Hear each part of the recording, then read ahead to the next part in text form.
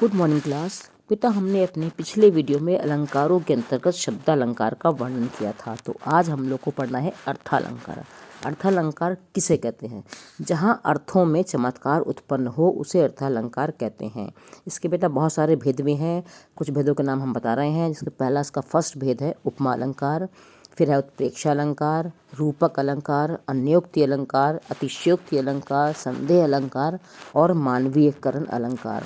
ये बहुत सारे अलंकार हैं जो आपके सिलेबस में कहीं कम होते हैं, कहीं ज़्यादा होते हैं। तो इसके अंतर्गत पहला अलंकार है उपमा अलंकार। इसका मतलब होता है जहाँ समानता की, जहाँ उपमा दी जाए, जहाँ दो वस्तुओं में उपमा दी जाए, उसे कहते हैं हम लोग उपमा अलंकार। जैसे हो गया कि आपका एग्जाम्पल देखिए कि नायिका का मुख चंद्रमा के समान है, तो इसकी तुलना किससे हो गई?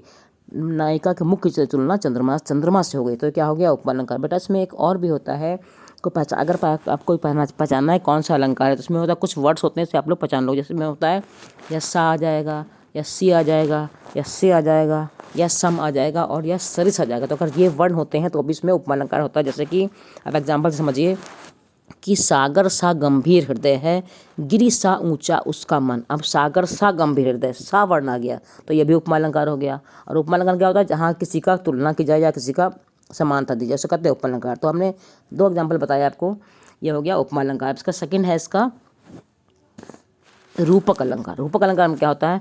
जहाँ उपमेय में उपमान को एक रूप समझा जाए, जिसमें से अच्छा उपमा का अलंकार क्या होता है? इसमें उपमा को उसमें समानता की जाती है। लेकिन रूपक अलंकार में क्या होता है?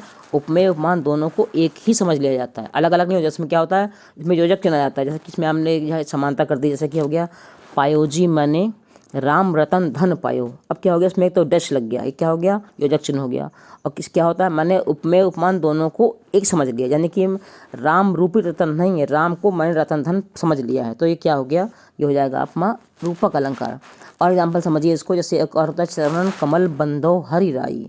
ये क्या हो गया? ये रूपक अलंकार का ही एग्जाम्पल है। क्या होता है? और एग्जाम्पल समझिए इसको, मन सागर मनसाल हरि बड़ी बूढ़े बड़े अनेक। ये भी रूपक अलंकार हो गया। इसमें क्या होता है? उपमेय उपमान को एक ही समाज समझ लिया जाता है। एक एग्जाम्पल और समझ लीजिए आप लोग कि विषय वारी मन मीन भिन्न नहीं होत कबहू पल एक। ये क्या हो गया? उपमेय को उपमान इसमें भी समझ लिया गया, तो ये हो गया रूपक अलंकार। फिर हो गया आपका नेक्स्ट अलंकार हो गया आपका उत्प्रेक्षा अलंकार। ये बहुत ईजी है, बहुत आसान है। क्या होता है इसमें? इसमें होता है जहाँ उपमेय में उपमान की संभावना व्यक्त की जाए। अब रूपक में क्या होता है? उपमेय उपमान को एक समझ लिया जाता है। उत्प्रेक्षा में क्या होता है? उपमेय में उपमान की संभावना की जाती है। उसको जैसे हो गया बेटा, इसमें भी कुछ वर्ड होते हैं जो आप लोग पहचानने में आपको आसानी लगेगी। जैसे इसमें होता है मनु, मानो, जनु, जानू। अगर ये 4-5 वर्ड आ जाते हैं तो आपको उत्प्रेक्षा अलंकार आंखें बंद करके लगा देना, वो 100% उत्प्रेक्षा अलंकार ही होगा। एग्जाम्पल फिर समझिए कि मानहु सूर काढ़ी डारी वारी मद तय मीन। अब मानहु वर्ण आ गया, तो मतलब उत्प्रेक्षा अलंकार ये है। और देखिए तूफान को आता देख मानो समुद्र क्रोधित हो गया। अब मानो वर्ड आ गया इसमें, तो ये क्या हो गया? ये हो गया उत्प्रेक्षा अलंकार। क्यों हो गया? एक तो इसमें 4 वर्ड में इसको एक वर्ड आ गया कि मनु मानो जनु जानू। दूसरी वर्ड हो गया इसमें उपमेय में उपमान की संभावना व्यक्त करी जाती है, दोनों को एक नहीं समझा जाता है। रूपक अलंकार में दोनों को एक समझा जाता है, उत्प्रेक्षा अलंकार में उसमें संभावना व्यक्त की जाती है। ठीक है। अब आपका नेक्स्ट अलंकार आ गया है अतिशयोक्ति अलंकार। बहुत आसान है, जहाँ पर बढ़ा चढ़ाकर वर्णन किया जाता है। जैसे क्या हो गया? हनुमान की पूछ पर लगन न पाई आग, सारी लंका जर गए न गए निशाचर भाग। क्या मतलब हो गया इसका? अतिशयोक्ति अलंकार कैसे हो गया?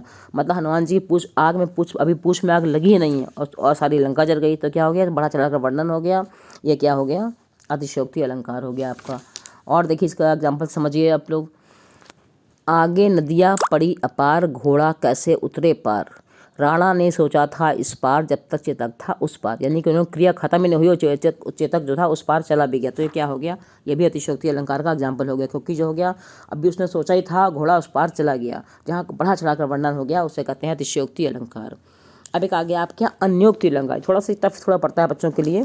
इसका देखिए आप समझिए कैसे आपको समझेंगे इसको। इसका मतलब होता है अन्योक्ति मीन्स अन्य प्लस उक्ति, यानी किसी के और के माध्यम से बात कही जाए। हम अपनी बात नहीं करते हैं, ना इसमें कोई संभावना होती है, ना इसमें तुलना होती है।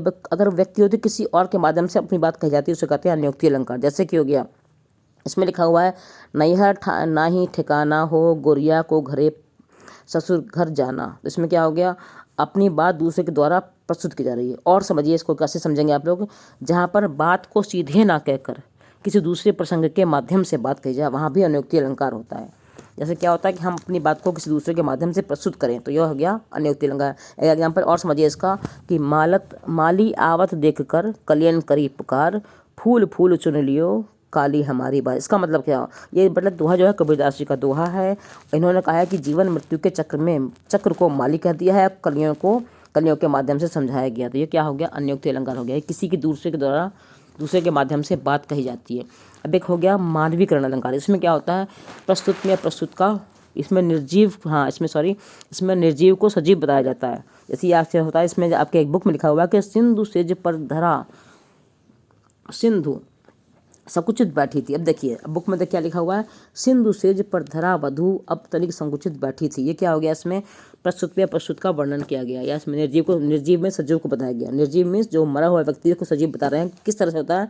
एग्जाम्पल समझिए आप, जैसे कि हो गया जंग लगा कब्जा हर बार दरवाजा खुलने पर चीखता था। इसमें क्या हो गया, जंग लगा कब्जा मीन्स दरवाजे का जो जोड़ होता है उसे करते कब्जा, तो वो क्या हो गया, ये हो गया आपको निर्जीव वस्तु। लेकिन जब कराता है, जब आप दरवाजा खोलते तो ची करके बोलता है ना, वो जब उसकी आवाज़ आती है तो लगता है उसके दर्द हो रहा है। तो दर्द क्या हो गया, दर्द एक मानवीय क्रिया हो गई। तो इसमें क्या हो गया, निर्जीव में सजीव का चित्रण कर दिया गया, तो इसलिए हो गया ये मानवीकरण अलंकार। ठीक है। उसमें एक है संदेह अलंकार भी होता है। संदेह अलंकार क्या होता है, जहाँ किसी भी घटना में संदेह होता है या कोई शक हो या कोई डाउट हो, उसे कहते हैं संदेह अलंकार।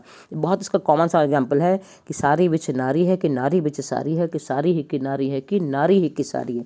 ये बहुत ही कॉमन सा इसका है एग्जाम्पल।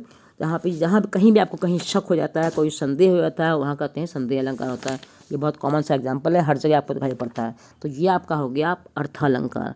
इसके बाद आप लोग फिर नेक्स्ट वीडियो में हम आपका मिलते हैं, तब तक के लिए बाय बाय।